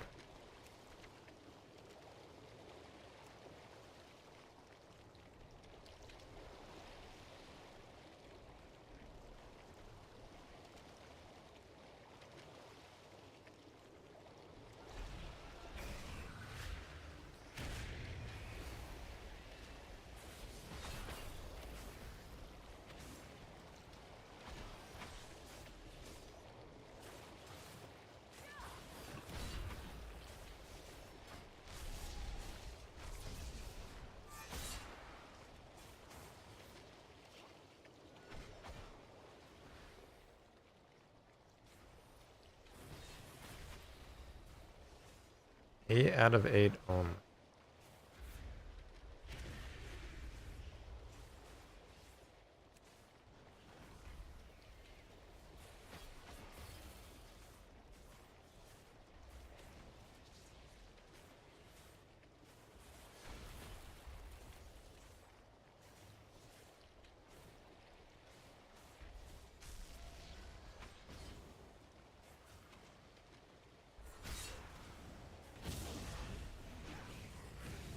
2414.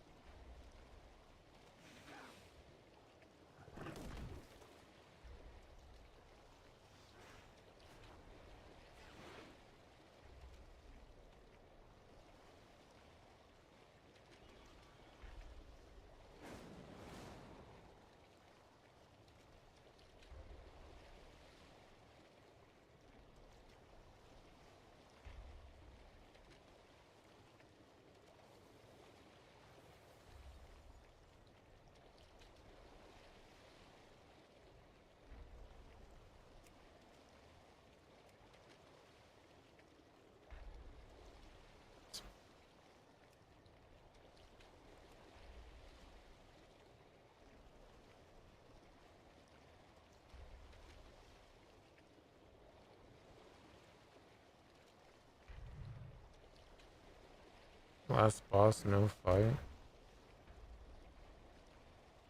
I have no clue what the fight is.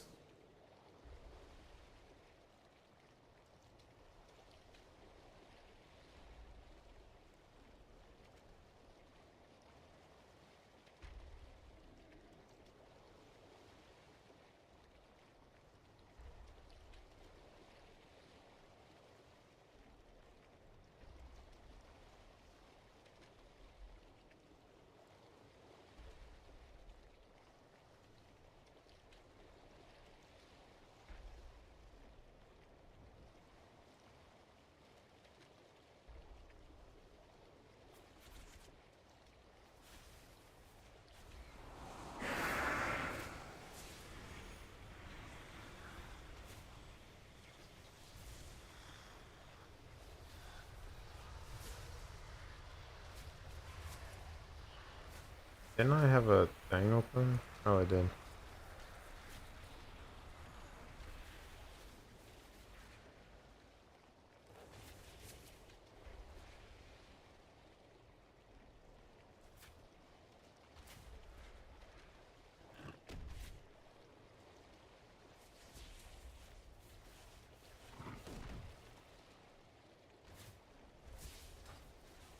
Does this actually have a swamp?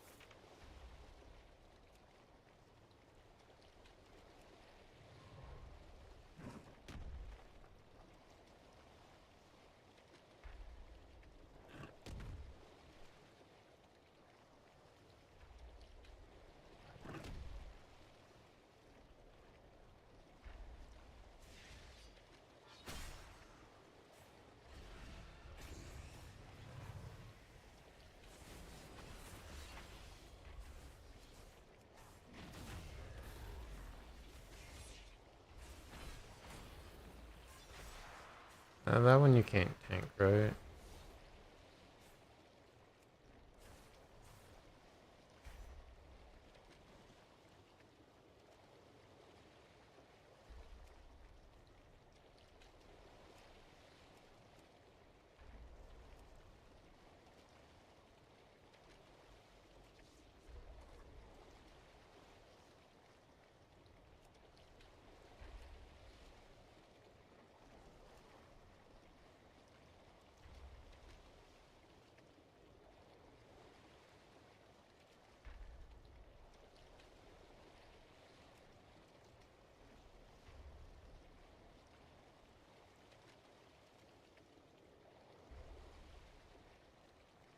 Standing within the path of the hunt.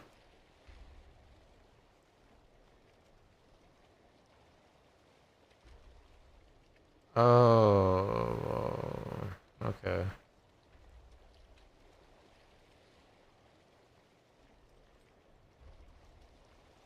Because it stays on for 36, so I guess you do have to swap.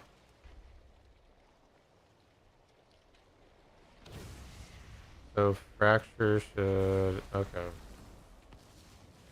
So even on normal, you do swap them. I guess they probably do them around the same time then.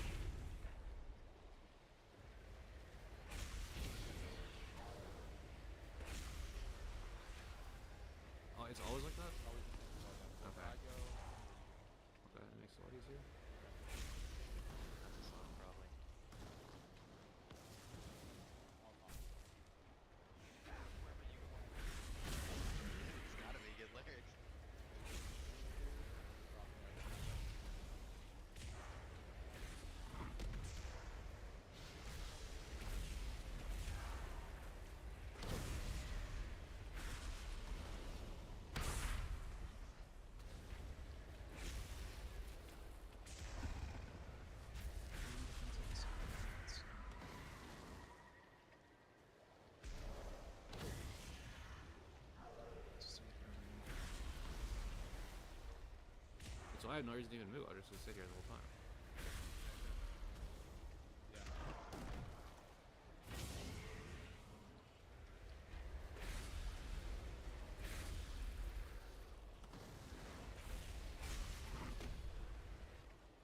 And then we'll always try and keep it.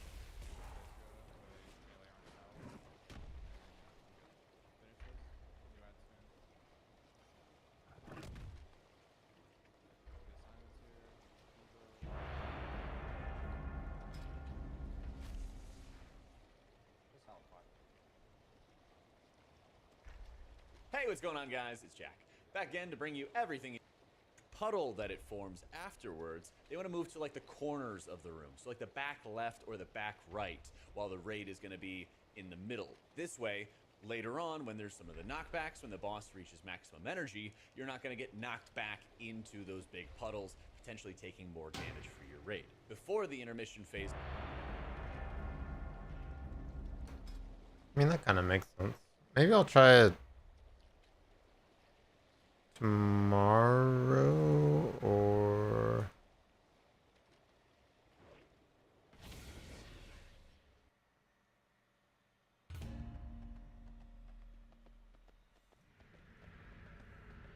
Oh.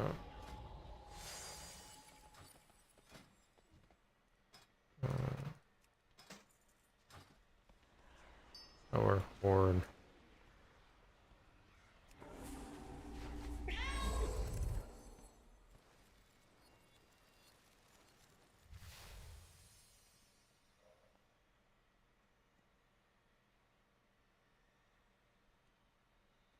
Going GM.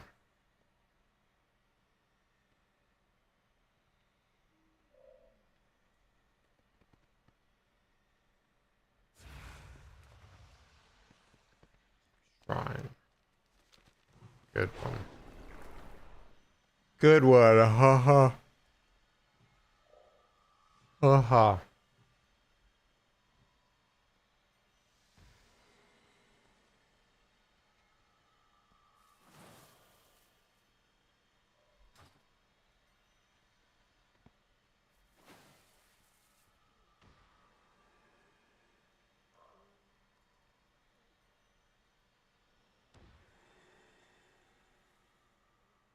I don't know who's gonna get farm, but I'm sure somebody will.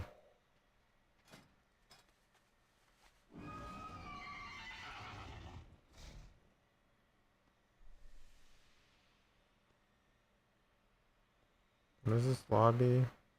What the fuck? We're 1200 and they're 1500?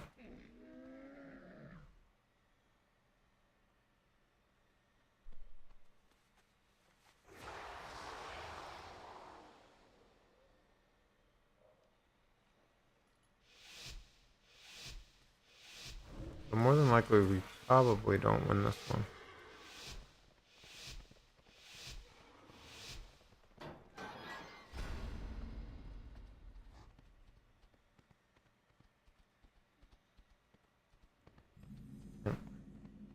I just gonna get it.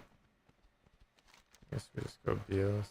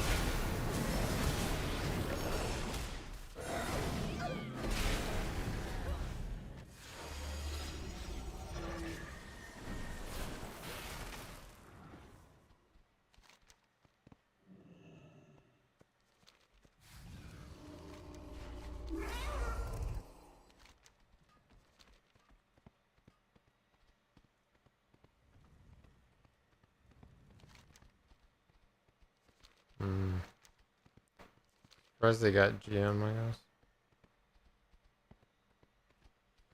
I do have bubble up, so.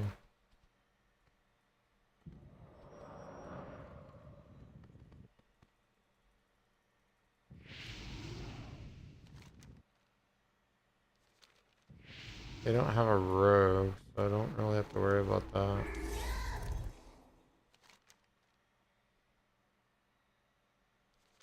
I mean, they're fighting at GM, but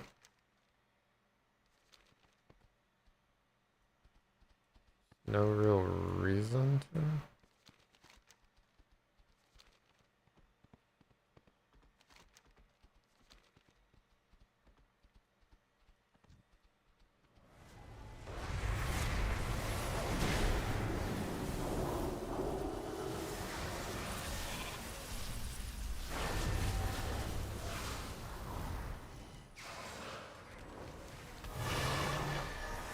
No reason to do this. They're gonna cap it.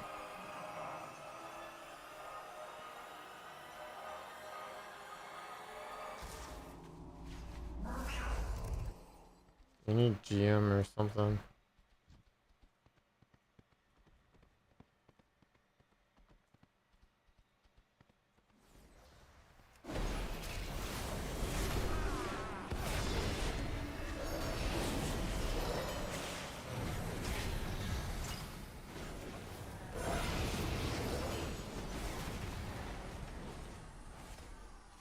Wait, this is OP.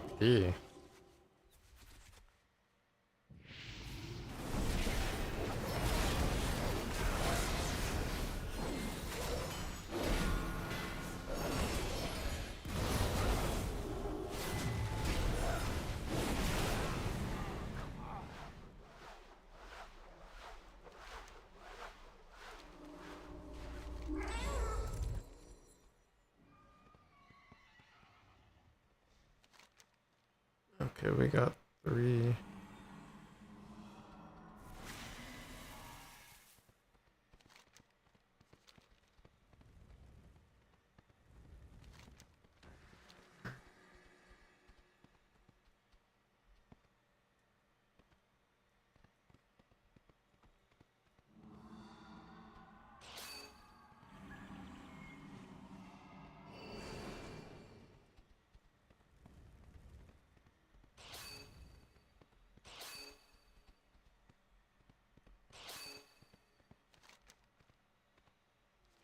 Hmm.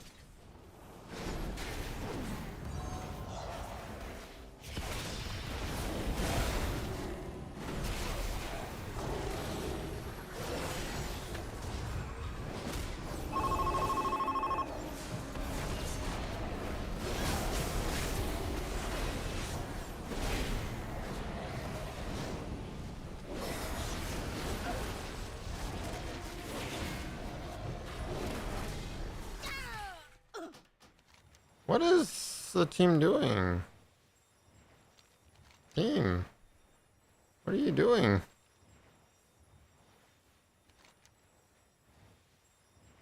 I pinged them so many times, like, I don't...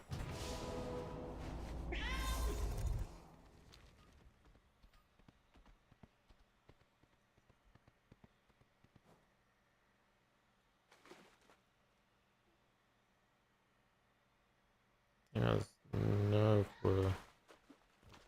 I'm not gonna get to it in time. Fuck.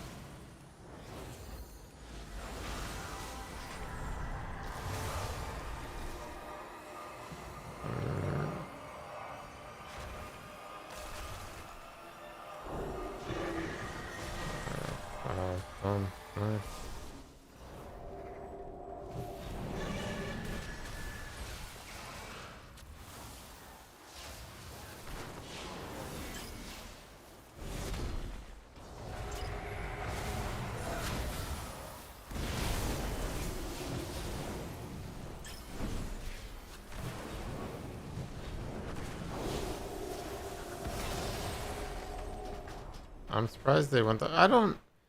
Man, people are crazy today in the battlegrounds, man.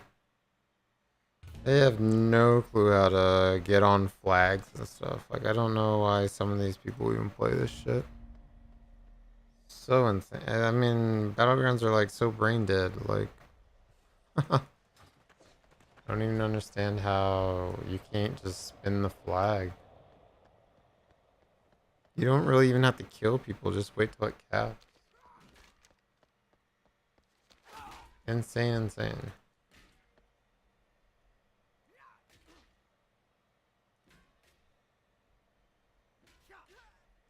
Uh,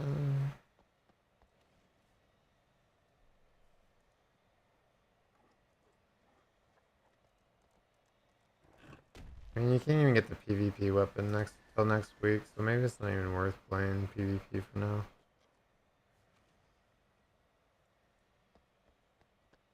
I mean, the PvP set does look pretty good for paladins, but I don't know. Yeah, it looks pretty sick.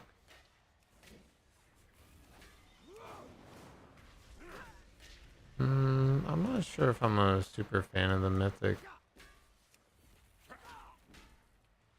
I mean, the gladiator one looks pretty good too. Limited time set.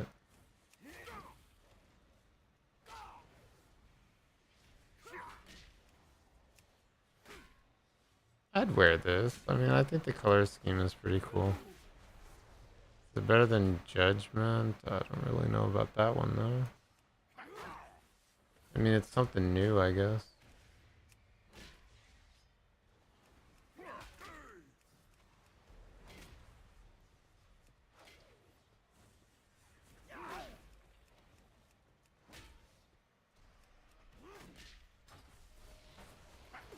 Alright.